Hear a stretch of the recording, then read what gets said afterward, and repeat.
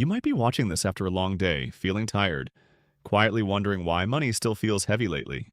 Before we go further, gently tap. Like if financial stress has followed you into moments meant for rest. That small tap helps this video reach someone else silently carrying the same pressure without knowing where to place it. Leave a comment with one word, tired or okay. Not to explain, just to remind yourself you are not alone. If someone close to you is struggling with money quietly, sharing this video can be a simple act of kindness. And if calm, honest conversations about money help you breathe easier, consider subscribing for grounded weekly discussions. My name is Max, and for years I believed doing everything right would automatically make money feel lighter. I saved consistently, avoided obvious mistakes, followed the rules, yet anxiety still showed up uninvited every month. A close friend of mine did the same, investing steadily for years, then suddenly started questioning everything.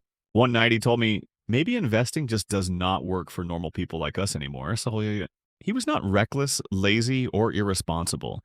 He was simply exhausted from waiting without visible progress. And that moment right there is where most people quietly give up without realizing how close they are.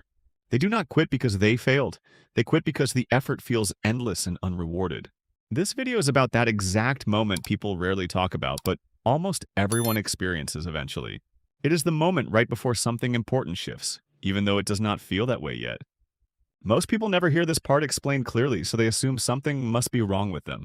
But what you are experiencing is not failure. It is how the math of building wealth actually works. When you start from zero, progress feels painfully slow because you are doing almost all the work. Your money is not lazy, broken, or judging you. It is simply too small to move yet. And understanding this changes everything, especially if you are thinking about quitting right now. Let me explain why the beginning feels unbearable, even when you are disciplined, patient, and doing everything correctly.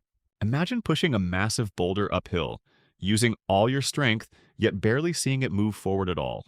That exhausting push represents your first years of saving, where effort outweighs visible financial progress by far today.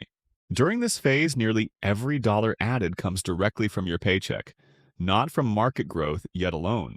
If you have $5,000 invested and markets rise 10%, you gain dinner money, not freedom yet.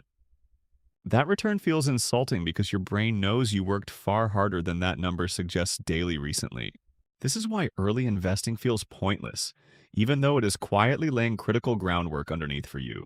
According to Vanguard and Fidelity data, most consistent investors need 7 years to reach $100,000. 7 years does not sound long until you are living inside them, watching slow numbers crawl forward painfully.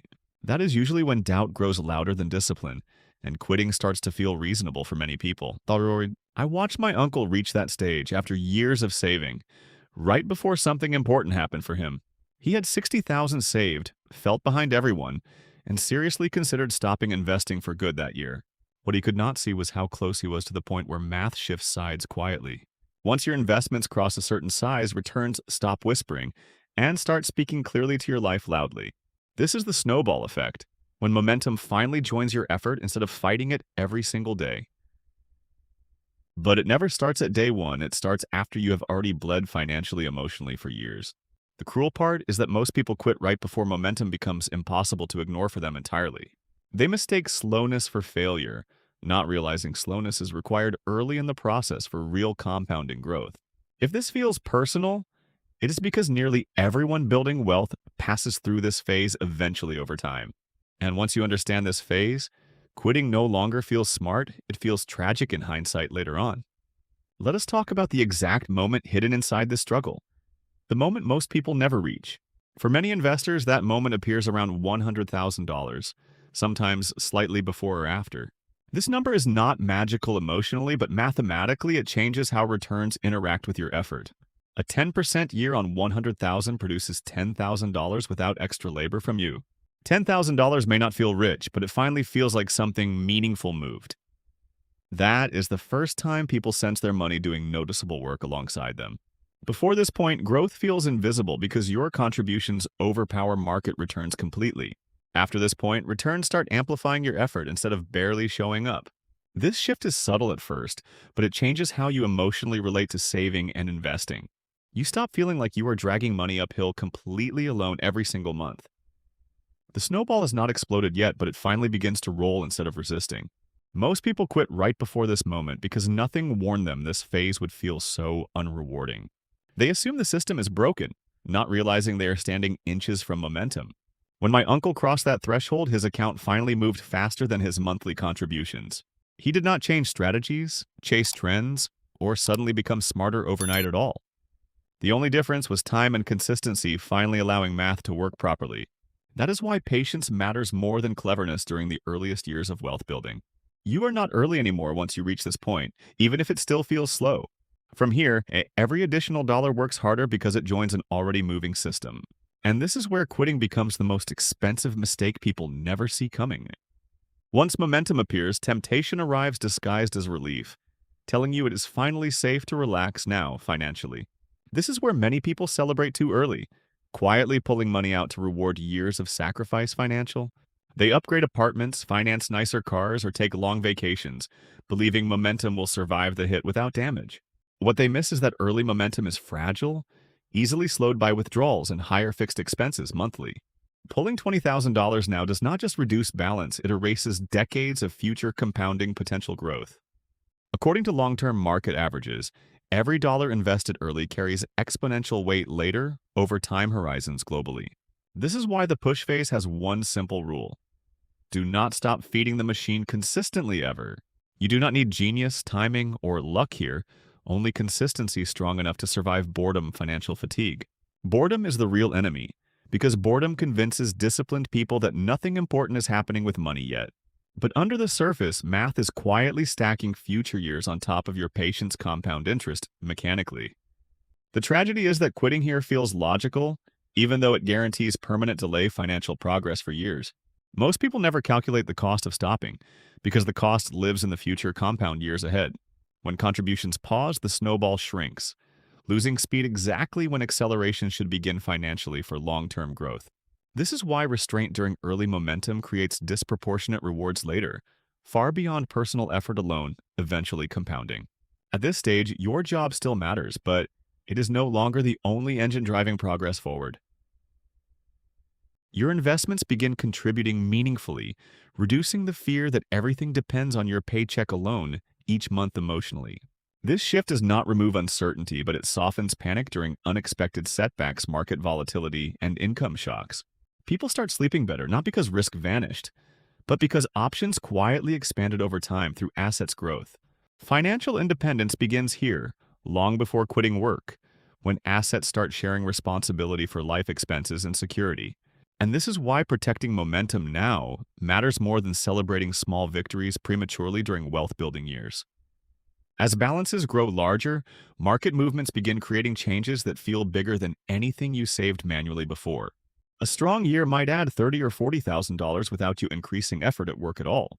That is when people first realize their financial future is no longer tied completely to working hours. Your job still matters, but it stops being the single point of failure for your entire life stability. This realization arrives quietly, often during a random account check on an ordinary weekday morning.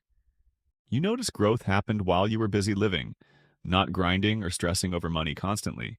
That is the moment money truly starts working alongside you instead of sitting silently on sidelines. Most people imagine this feeling arrives with celebration, but it actually feels calm, subtle, almost anticlimactic. There is no fireworks moment, just a quiet sense that pressure has slightly loosened inside your chest. You stop checking balances daily because swings become too large to emotionally process productively. A bad month might erase $20,000 while a good month replaces it just as quickly. These numbers would have terrified you years earlier, but now they feel abstract and temporary. This emotional shift matters because it allows better decisions instead of fear-driven reactions to volatility. At this stage, patience compounds faster than effort, and emotional control becomes your most valuable skill. Many people sabotage themselves here by chasing smarter strategies instead of protecting what already works. They feel wealthy enough to experiment, forgetting boring consistency created everything they now enjoy financially. Complexity feels productive, but simplicity is what allowed compounding to finally accelerate sustainably. Doing nothing becomes the hardest action because restraint feels passive, not heroic or impressive. But restraint at this stage protects exponential growth that no clever idea can replace later. The snowball is now clearly rolling, and interfering with it risks slowing everything you worked years to build. Eventually, a year arrives when your portfolio earns more than you managed to save from work. That realization feels surreal because effort and reward finally separate in a way you never experienced before. You worked all year, yet your investments quietly produced 2 or 3 times your personal contributions. This is the crossover point where labor stops being the primary driver of your financial future. Financial independence does not begin with quitting jobs.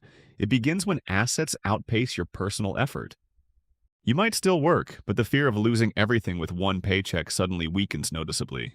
The anxiety shifts from survival to optimization, which is a much calmer mental place to operate from. This stage often arrives around $400,000 or $500,000 depending on markets and discipline. At this level, market swings start exceeding annual raises, bonuses, or even entire yearly salaries. A good year might add $60,000 without you doing anything extra at all. You did not work harder, smarter, or longer. The system simply grew large enough to matter. This is where many people finally feel untouchable, even though nothing about risk disappeared completely. Untouchable does not mean fearless. It means panic no longer controls every financial decision anymore. You stop reacting emotionally to headlines because your plan already accounts for uncertainty and volatility. Ironically, this calm only arrives after surviving years when quitting felt far more logical than continuing. Looking back, those early years seem small, but they carried the heaviest psychological weight. This is why most success stories sound simple afterward, but feel unbearable while living through them. Nobody celebrates patience publicly, yet patience quietly creates outcomes flashier actions never deliver. By now, your money has become a second income stream that never calls in sick. And realizing that changes how you think about time, freedom, and what truly matters ahead. At this point, the problem is no longer money. It quietly becomes about identity and self-worth. Many people keep working not because they need income, but because they fear losing purpose. After decades defining themselves by productivity, stepping away feels like erasing who they are entirely. I saw this with a close family member who had enough saved, but still showed up daily. He admitted one night that without work, he was unsure who he would become. This fear keeps people grinding long after math says they are already safe.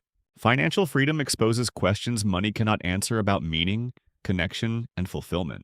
Your portfolio can cover expenses, but it cannot tell you what to do with your time. This is why some wealthy people still feel trapped, anxious, or strangely empty inside. They solve the math problem but postpone the life problem until it was unavoidable. True independence requires building a life you want to live, not just escaping work.